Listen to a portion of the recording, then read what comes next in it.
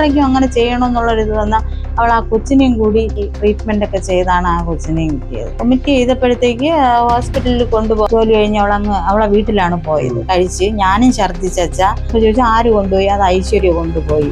അവക്കും വയ്യല്ല, നിനക്കും വയ്യ, എന്തടി? പിന്നെ വീണ്ടും വൈകുന്നേരം വീട്ടിൽ വന്നിട്ട് കാണണോന്ന് പറഞ്ഞിട്ടാണ് അവൾ വന്നത്. ഇനി എന്തിനീ കുഞ്ഞിന്റെ മുഖം പോലും നോക്കാം? ഇതിന്റെ സത്യാവസ്ഥ നമുക്ക് അറിഞ്ഞൂടാ. അവള് കുഞ്ഞിന്റെ മുഖത്തേ നോക്കൂല. അങ്ങനെ പിന്നെ ഞാൻ എന്തായാലും ആ കുറിപ്പ് ഞാൻ ഈ നിമിഷം വരെ ഞാൻ കണ്ടിട്ടില്ല. കുറിപ്പ് എഴുതി വെച്ചിട്ടുണ്ടെന്നുള്ള അറിവുണ്ട്, ഞാൻ കണ്ടില്ല. പക്ഷെ ഇന്ന് ഇപ്പം അനിയത്തി ഇങ്ങനെ പറയുണ്ടായി, ഇപ്പം വാർത്തയിലൊക്കെ ഇങ്ങനത്തെ ഒരു ഇതാണ് വന്നുകൊണ്ടിരിക്കുന്നതെന്ന്. അതാണ് ഏറ്റവും വലിയ വിഷമം. എന്ന് വെച്ചാൽ അവനെ വിട്ട് അവള് ഇങ്ങനെ ഒരു ഇത് ചെയ്യൂല. അഥവാ അങ്ങനത്തെ ഒരു എന്ന് വെച്ചാൽ അവൾക്ക് അത്രയ്ക്കും അങ്ങനെ ചെയ്യണമെന്നുള്ളൊരിത് വന്നാൽ അവൾ ആ കൊച്ചിനെയും കൂടി അവളെ കൂടത്ത് കൊണ്ടുപോകാനേ അവൾ നോക്കുള്ളായിരുന്നു. എന്ന് വെച്ചാൽ അങ്ങനത്തെ ഒരു ബന്ധമാണ്. അവൻ ഒരിക്കലും അവളെ കാണാതിരിക്കുകയോ, എന്ന് വെച്ചാൽ അവൻ അമ്മയെന്ന് പറഞ്ഞാൽ അവൻ അങ്ങനെയാണ്. അവൻ എന്തെങ്കിലും ഒരു ആഗ്രഹം പറഞ്ഞു കഴിഞ്ഞാൽ, ഇപ്പൊ അവൾ ഒരു പെൻസിലാണ് ആവശ്യപ്പെട്ടിട്ടുണ്ടെങ്കിൽ അവള് ഒരു ബോക്സ് പെൻസില് വാങ്ങിക്കൊടുക്കും. എന്ന് വെച്ചാൽ അവൾക്ക് അത്രയും ഭയങ്കരമായിട്ടുള്ള അങ്ങനെ അത്ര ഒരു ഇതാണ്. ഇന്നലെ തൊട്ടേ മോൻ ഇന്നലെ മനസ്സിലായെങ്കിൽ പോലും അവൻ ഇന്നും അവൻ്റെ അടുത്ത് ചോദിച്ചുകൊണ്ടിരിക്കുകയാണ്, അമ്മ എപ്പോൾ വരും, അമ്മ എപ്പോൾ വരും എന്നാണ് ചോദിച്ചുകൊണ്ടിരിക്കുന്നത്. പക്ഷെ ഇപ്പം നമ്മളും കുറേ ചാനലിലെ ഇതൊക്കെ കണ്ട്. പക്ഷേ ഇതേപോലെ തന്നെ ഐശ്വര്യയ്ക്ക് ഒരു മോളാണുള്ളത്. അത് 2ാം ക്ലാസ്സിലെങ്ങാണ്ടാണ് പഠിക്കുന്നതെന്നാണ് തോന്നുന്നത്. 2ാം ക്ലാസ്സിലോ അത്രയും കുഞ്ഞാണ്. അപ്പോൾ ആ ഐശ്വര്യയ്ക്കും കല്യാണം കഴിഞ്ഞ് ഇത്രയോ വർഷം കുഞ്ഞുങ്ങളില്ലായിരുന്നു. ഒരുപാട് ക്യാഷൊക്കെ ചിലവാക്കി ട്രീറ്റ്മെന്റ് ഒക്കെ ചെയ്താണ് ആ കൊച്ചിനെയും കിട്ടിയത്. അപ്പം അവർക്ക് അത്ര ഇതിന്റെ ഫുൾ ഇത് ചെയ്യാനുള്ള ഫുൾ ഇത് സിന്ധു എന്ന് പറയുന്ന ആ വ്യക്തിക്ക് തന്നെയാണ്. തട്ടിപ്പ് കൊണ്ട് തന്നെയാണ്. 2 കുടുംബത്തെക്കാൾ 2 കുഞ്ഞുങ്ങളാണ് അമ്മയില്ലാതായത്. അവരെ ആ ഒരു ഇതാണ് ഉള്ളത്. മറ്റ് നിയമപരമായിട്ട് ഇതിനെ പരിഹരിക്കാനുള്ള സാഹചര്യങ്ങളൊന്നും ഇല്ലായിരുന്നു. അതാണ് അതിനും ഇവര് പറയുന്നില്ലല്ലോ. അവര് ആരുമായിട്ടും സോൾവ് ചെയ്യാനുള്ള ഇതാണ് നടത്തിയത് ഇവര്. അല്ലെങ്കിൽ ആരുമായിട്ടെങ്കിലും ഇങ്ങനെ ചിന്തിച്ച് ഇവരെ എങ്ങനെ നമുക്ക് ഇതാക്കാം അങ്ങനെയൊന്നും ചിന്തിച്ചില്ല. ഇവര് പ്രോപ്പർട്ടി വിറ്റ് കൊടുക്കാന്ന് പറഞ്ഞത് കാരണം ഇവര് അഞ്ജുവും ഐശ്വര്യയും അവരെ അറിവിലുള്ളവരൊക്കെ ആ പ്രോപ്പർട്ടി കൊണ്ട് കാണിച്ചിട്ടുണ്ട്. അപ്പൊ എന്ന് വെച്ചാൽ അത്രയ്ക്ക് ഇതായിരുന്നു അവർക്ക്. അങ്ങനെയെങ്കിലും കഴിച്ചത് എനിക്ക് കൃത്യമായിട്ട് അറിഞ്ഞൂടാ. ഞാൻ പത്രത്തിൽ നിന്നുള്ള അറിവിലാണ് 30-ാം തീയതിയാണെന്ന്. ഇല്ല, അമ്മയ്ക്ക് ആർക്കും അറിഞ്ഞൂടാ. കാര്യം എന്ന് വെച്ചാൽ അത് വൊമിറ്റ് ചെയ്തപ്പോഴത്തേക്ക് ഹോസ്പിറ്റലിൽ കൊണ്ടുപോകാൻ പോയപ്പോ പറഞ്ഞ് വേണ്ട, ഇത് ഗ്യാസ് കയറിയതാണ്, എനിക്ക് പോകണ്ട. രാത്രി എനിക്ക് കുഴപ്പമില്ല, ഗ്യാസ്. പിന്നെ വൊമിറ്റ് ചെയ്തപ്പോഴത്തേക്ക് ഒരു വല്ലാത്ത സ്മെല്ല് വന്നപ്പോൾ അവൻ ചോദിച്ചു, നീ വേറെ എന്തെങ്കിലും കഴിച്ചാ? ഇതെന്തിങ്ങനെ ഛർദ്ദിക്കണേന്ന് ചോദിച്ചു. അപ്പോഴത്തേക്ക് ഈ സംഭവം നടക്കുന്നതിന് അതായത് 30-ാം തീയതി കഴിച്ചെന്ന് പറയില്ല, അതിനും 2 ദിവസത്തിന് മുന്നേ ആയിട്ട്, അതായത് ശനിയാഴ്ച ജോലി കഴിഞ്ഞ് അവളെ വീട്ടിലാണ് പോയത്. കുഞ്ഞിനെയും കൊണ്ട് അവിടെ വീട്ടിൽ പോയി. അവളെ ഒരു ബ്രദറിന്റെ ബർത്ത്ഡേ ഒക്കെ ഉണ്ടായിരുന്നു. അപ്പൊ അങ്ങനെ ഫംഗ്ഷനും ഇതൊക്കെ ഉണ്ടായിരുന്നു. അപ്പൊ അമ്മ ഇങ്ങനെ ഛർദ്ദിച്ച് കണ്ടപ്പോഴത്തേക്ക് മോനും പറഞ്ഞ്, അയ്യോ പിന്നെ അച്ഛാ, ഇത് കണക്ക് അവിടെ നിന്ന് അഴുക്ക മീൻ നമുക്ക് കിട്ടിയിരുന്ന് കഴിച്ച് ഞാനും ഛർദ്ദിച്ചാ, അതാണ്. അപ്പൊ അവന്റെ ആ ഒരു സംശയം അപ്പൊ ആ അഴുക്ക മീനിന്റെ സ്മെല്ലായിരിക്കും എന്നുള്ള ചിന്തയിൽ പോയി. അല്ലായിരുന്നെങ്കിൽ അവൻ അങ്ങനെയെങ്കിലും ചിന്തിക്കുമായിരുന്നു. പിറ്റേ ദിവസം ബുധനാഴ്ച രാവിലെ ജോലിക്ക് പോയെടുത്ത്.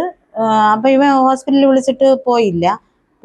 അവൻ ജോലിക്ക് പോയി, ഇവളും ജോലിക്ക് പോയതിനു ശേഷം ഇവർ രണ്ടുപേരും ഐശ്വര്യയും പിന്നെ അഞ്ജുവും ഏഞ്ചൽ ഹോസ്പിറ്റൽ, പുല്ലാനിമുക്കിലൊരു ഹോസ്പിറ്റലിൽ അഡ്മിറ്റായി.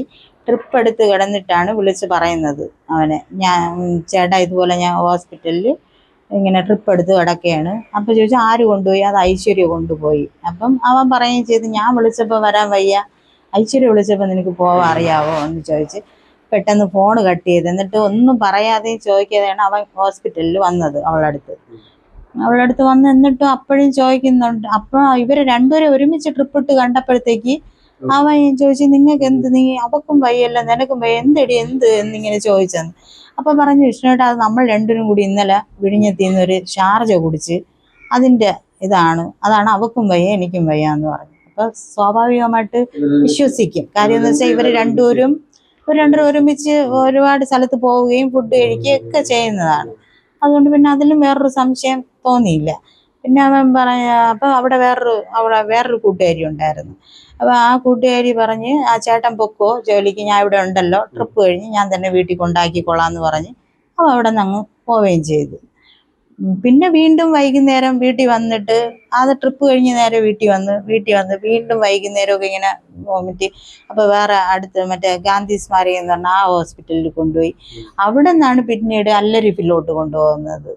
അവിടെയാണ് അഡ്മിറ്റ് ചെയ്ത് ഈ ട്രീറ്റ്മെൻറ്റ്. അവിടെ വെച്ചിട്ടാണ് അവർ മാക്സിമം ചോദിക്കുക എന്താണ് അവർ ഈ ഫുഡ് ഇൻഫെക്ഷൻ എന്ന് പറഞ്ഞിട്ട്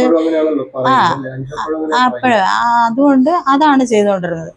അവിടെ വെള്ളിയാഴ്ച രാത്രി ആയപ്പോഴത്തേക്ക് ഒരു 12-12:30 ആയപ്പോഴാണ് കായംകുളത്ത് താമസിക്കുന്ന അഞ്ജുവിൻ്റെ വല്യമ്മയുടെ മോള് ചേച്ചി വരെയും കാണണമെന്ന് പറഞ്ഞിട്ടാണ് അവൾ വന്നത്, കാണാൻ വരികയും അപ്പം അവരുടെ അടുത്താണ് ഈ കാര്യം പറയുന്നത് കഴിച്ച്. അപ്പം അവിടെ നിന്ന് അപ്പം തന്നെ അവർ മെഡിക്കൽ കോളേജിലോട്ട് വിടുമായിരുന്നു ആ രാത്രി പിന്നെ വിട്ട്. അപ്പം ആ മെഡിക്കൽ കോളേജിൽ വെച്ചിട്ടാണ് ചോദിക്കുന്നത് അവളുടെ അടുത്ത്, നീ എന്തിനീ കുഞ്ഞിൻ്റെ മുഖം പോലും നോക്കാതെ ഇങ്ങനെ ചെയ്യാൻ എന്ത് കാര്യം? അപ്പോഴാണ് പറഞ്ഞത് ചേട്ടാ ഞാൻ ഒരിക്കലും അങ്ങനെ ചെയ്യൂല, അതെ കൊടുത്തതാണെന്ന്. പിന്നെ ഇപ്പം അതിൻ്റെ എത്രത്തോളം സത്യാവസ്ഥ ഉണ്ടെന്ന് എനിക്ക് അറിഞ്ഞുകൂടാ. എന്നാൽ ഞാൻ ഈ ന്യൂസിലും ഇതിലൊക്കെ കേട്ടതെന്ന് പറഞ്ഞാൽ അന്ന് ഏഞ്ചലിൽ നിന്ന് പിന്നെ ട്രിപ്പ് കഴിഞ്ഞ് ഐശ്വര്യയുടെ ഹസ്ബൻഡിനെ വിളിച്ച് പോയി ഇവളെ കൂട്ടുകാരി ഇവിടെ വീട്ടിലെത്തിച്ച്. അതിനുശേഷം ഇവള് ഹസ്ബൻഡിൻ്റെ അടുത്ത് ഇങ്ങനെ കഴിച്ചിട്ടുണ്ടെന്ന് തുറന്നു പറയുകയും അവര് വേറെ ഹോസ്പിറ്റലിൽ കൊണ്ടുപോയി ഇതിനുള്ള ട്രീറ്റ്മെന്റ് നടത്തിയെന്നാണ് പറയുന്നത്. ഇതിന്റെ സത്യാവസ്ഥ നമുക്ക് അറിഞ്ഞൂടാ. അഞ്ജു അറിയുന്നില്ല. അത് അവൾ പറഞ്ഞ കാര്യമൊന്നും അഞ്ജു അറിയുന്നില്ല. അഞ്ജു അപ്പോഴും വിശ്വസിച്ചിരിക്കുന്നത് ഇനി ഞാൻ തുറന്നു പറഞ്ഞാൽ അങ്ങനത്തെ ഒരു മൈൻഡ് ആയിരിക്കും, അങ്ങനത്തെ ഒരു ചിന്ത ആയിരിക്കണം.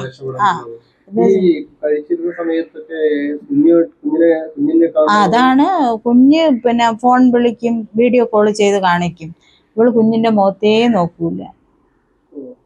അവനെ നോക്കാനേ അവള് ഇങ്ങനെ. അപ്പൊ അവൻ പറയും, ഇവിടെ ഇരുന്ന് പറയും, അമ്മ എന്നെ നോക്ക്, അമ്മ കഴിച്ചാ, ഇങ്ങനെയൊക്കെ ചോദിച്ചോണ്ടിരിക്കും. എന്ന് വെച്ചാൽ അവൾക്ക് അറിയാം അവന്റെ മുഖം കണ്ടു കഴിഞ്ഞാൽ ചിലപ്പോ അവൾ പറഞ്ഞു പോവും. അതായിരിക്കണം. അല്ലെങ്കിൽ അങ്ങനെ വയ്യ മോനെ മക്കളെ വയ്യ, അമ്മ പിന്നെ വിളിക്കാം ഒഴിഞ്ഞൊഴിഞ്ഞാണ് പറഞ്ഞ്.